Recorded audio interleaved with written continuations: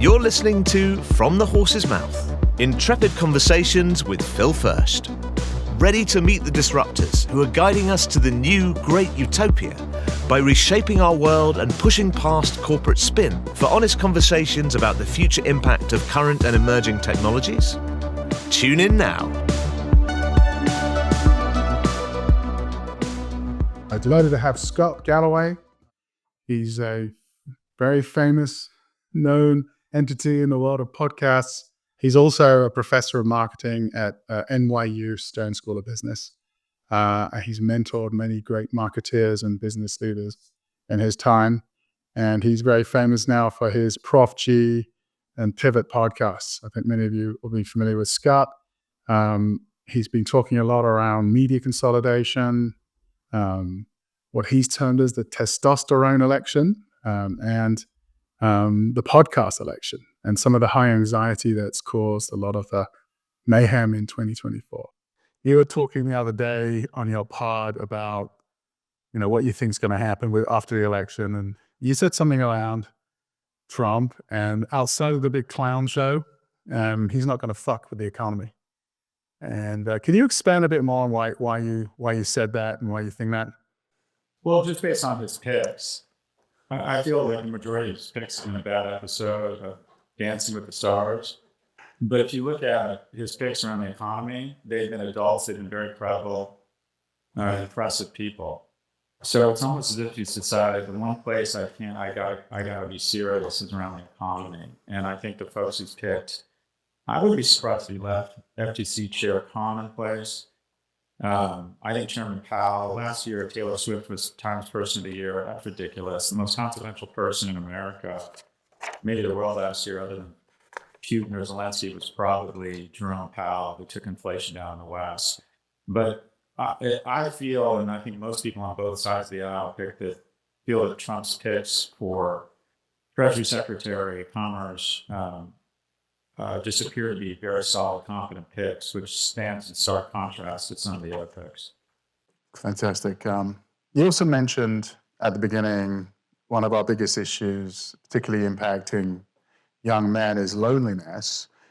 We picked up a bit yesterday. I think loneliness is impactful in the corporate setting. And, 20 years ago or even 10 years ago, it didn't matter if you hated who you worked with, as long as you got the job done. You did a job, you went to the office, you did your stuff, you went home. Now, most people spend most of the time stuck at home, got the dog for company, whatever. You kind of got to like who you work with, right? You kind of have to get on with people. It's becoming an increasingly important part of the job. Like everyone's saying, hey, I've got all this time freed up because I'm using AI. What do you do with that free time? And, I think part of our take is, talk to your colleagues, get to know them better, embrace them. Everyone is lonely. And I think it's broader than just maybe young men. I think loneliness is something that's impacting everybody. Yeah, it's especially hard on men. 1 in 4 men don't have a best friend. 1 in 7 men can't name a single friend. And men have a much more difficult time maintaining kind of social fabric without a romantic relationship. It's usually your wife, your girlfriend forcing you to go to that Christmas party or make plans with neighbors. When men aren't in a relationship or aren't working, they become just totally isolated. And I find loneliness, our superpower as a species is our cooperation. And it's hard to cooperate and build things remotely. I think remote work is a disaster for young people. I think it's an enormous unlock for caregivers. If you're taking care of kids or your parents or your own health, or you can't afford to live near the office, I think special accommodations should be made for remote work. But the young people I coach, I tell them, for God's sakes, get into the office before you have daughters and kids. That's where you're going to meet mentors, friends, potential mates. HR doesn't like to talk about this, but 1 in 3 marriages started at work. And where are people supposed to meet and fall in love and find friends, mentors, business partners? One of the recommendations I made when I talked to various administrations is I think we need mandatory national service. I was just in Israel, and I know the battalion, an IDF battalion, 160 kids, average age 19, fit, outside all day, learning how to handle semi-automatic weapons. You get the sense they would die for each other, all serving the agency of something bigger than themselves, and that is their country.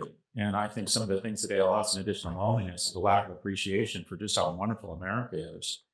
And I think a way to restore that would be to give kids from different economic, sexual orientation, ethnic backgrounds a chance to meet other great Americans and serving in the agency of America. If you look at government, this is the most unproductive legislative session in history, and the most productive where they got along was the 50s, 60s, and 70s, because the majority of our elected leaders had all served in the same uniform, and they saw themselves as Americans before they saw themselves as Republicans and Democrats. So I think it's so crucial for young people to get together. I mean, I'll give you a more unconventional approach. I've had Andrew Huberman and Peter Attia on my podcast, who are these famous neuroscientists. I have doctors on all the time. And the medical community has sort of declared war on alcohol. They see drunkenness of young people. I see togetherness. I advise young people, and this is a bit tongue-in-cheek, to go out more, drink more, and make a series of bad decisions that might pay off. So you mentioned about at length, and you gave some fantastic examples about the insane wealth and power of big tech. I mean, it's getting to the point where, you know, you hear about Elon having conversations with Putin and things like that. How much of an impact do you think this is going to have on global stability? A second point is, there's talk about big tech needs to be broken up more, but can it? Is it so powerful at this point it's got a hold on government, and this is just the way the world's going? I'll take the last one first. So I've been predicting a breakup of big tech for 5 years, and I've been wrong for 5 years, but it does look like the DOJ is pretty serious. There's already been a case saying that Alphabet should be broken up, and they're looking at remedies now. Chairman Khan has not been intimidated by a new president, and has already announced a new investigation. You know, I'm a capitalist. I own stocks in all these companies except for Meta, and I believe I'll make money on breakup. If you look back on every breakup, it's hard to point to one that was bad for shareholders. Essentially, consumers win because there's more competition. Salaries go up because there's more companies who want to rent your labor. Taxes go up because, generally speaking, there's more economic growth. If you look at AT&T, was broken into 7 baby bells within 10 years. Each one of those 7 companies was worth more than the original AT&T. So breakups are a fantastic way of oxygenating the economy. It seems to be a bipartisan issue, so I'm quite hopeful that we're going to see either some prophylactic spins or an actual breakup. There's way too much concentration in the economy, and the result is a lack of competition. Think about your Google search. Has it really changed much in the last 10 years? So think about the tax we're paying in terms of our kids and social media. If there was more than one social media company, I think they would be more inclined to try and figure out child safety, a little bit more responsive to concerns around elections and with misinformation. And so there's just not enough competition. We're hugely overdue for additional regulation and a breakup of these companies. And what was your first question? How much of an impact do you think it could have on global stability? So much wealth being concentrated among such a small number of individuals. Well, income inequality always self-corrects. That's the good news. The bad news is the means of correction are usually war, famine, or revolution. And generally speaking, when 1% of the population gets to a certain level of control of wealth, the bottom 99 decides that the fastest way to triple their income is to kill those people or tell them to pack up and leave. And this is what has happened in Central America and Cuba over and over. And in Russia, I mean, this happens all the time. And I would argue we're kind of having a series of mini revolutions, and that is people are reminded 210 times a day that it seems as if everyone around them has a boyfriend with ripped abs or friends who are flying on private jets. And they hear about the markets hitting new highs, but the majority of our prosperity has been crammed into the top 1%. If you took out the top 1% income earning households in America, we have grown our economy slower than France the last 20 years. So similar to what Gibson said about technology is here, or the future is here, it's just not evenly distributed. In America, prosperity is here, it's just not evenly distributed. 2/3 of economic growth over the next year globally is going to come out of the US. Unfortunately, more and more of it is being crammed into a smaller number of households. And the question is, at what point is there a breaking point? I would argue that's kind of already happened, and that is people are just so incredibly dissatisfied with America that almost no incumbent can survive. I think that the people, I go on TV a lot and they say, what happened to Harris? I'm like, it's simple. The cake was baked. She's the incumbent. No incumbent was going to survive in an economy where so many people are not doing as well as they were doing, and are reminded every day that they're really doing poorly because of the wealth born shoved in their face via social media algorithms every day. I mean, and along those lines, how broken is the US at the moment after a very battering, bruising election? It's caused divisions within families. There was a big discussion around people coping during Thanksgiving with half the family's blue, the other half's red. And now there's a conversation around what can we trust? What information is real? How broken are we, Scott? And is this going to heal, or are we just going to go through cycle after cycle now of this type of politicking? As broken as we might think we are armed, there's 190 countries, 189 would change places with us. We have so much economic growth. We still have the best universities. We have the best technology. We have the best media.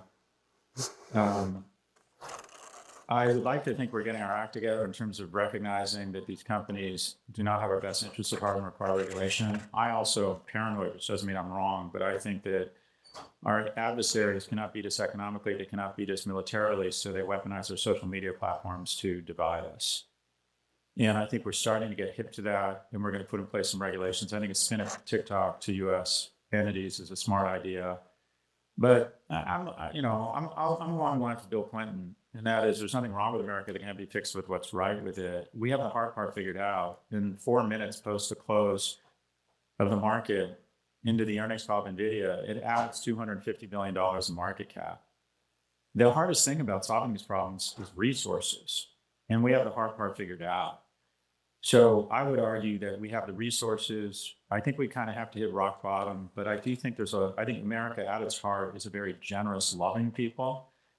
And I think we have tremendous resources. And it seems like we should be able to use both of those to vastly improve or kind of solve the problem. If America was a horror movie right now, it's the calls coming from inside of the house. If you look at us relative to other nations, we have the lowest inflation and the strongest growth. It's almost impossible to pull off. The shareholder, we now constitute 50% of all value in the stock market is contained within our nation, despite only having 5% of the population. We still have a democracy. Women are doing really well. There's a lot to point to here where things are really strong. The problem is that we don't like each other. So I think institutions, whether it's religious institutions, nonprofits, mandatory national service, taking the heat down, holding social media accountable for creating a discourse that is increasingly coarse. But like I said, I don't think there's any problem we have that can't be fixed with one of the blessings of the assets we have.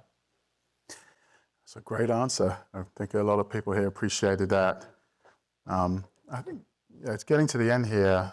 You made a comment earlier around the pop, the AI bubble isn't going to be as bad as the one we went through with the internet. Because the fundamentals are better. What are those fundamentals from your perspective? Oh, just revenue and earnings growth. Yeah. So Cisco, basically what you have is, in 99, people said, I can't understand who the winners and losers are. We know people have probably gotten out over their skis in terms of valuations of internet or e-commerce companies.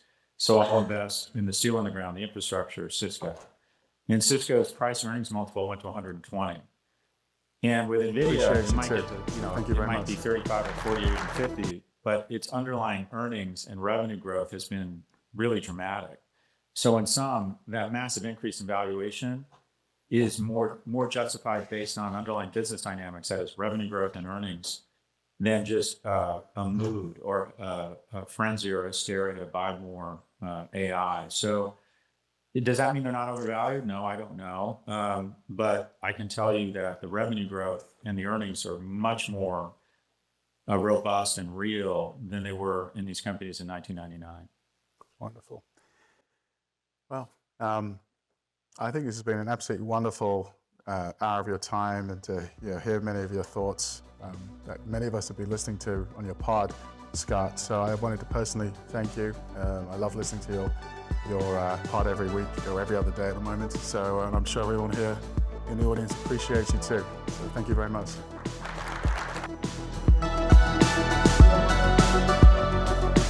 Thanks for tuning in to From the Horse's Mouth, Intrepid Conversations with Phil Fersht. Remember to follow Phil on LinkedIn and subscribe and like on YouTube, Apple Podcasts, Spotify, or your favourite platform for no-nonsense takes on the intricate dance between technology, business, and ideological systems. Got something to add to the discussion? Let's have it. Drop us a line at fromthehorsesmouth@hfsresearch.com or connect with Phil on LinkedIn.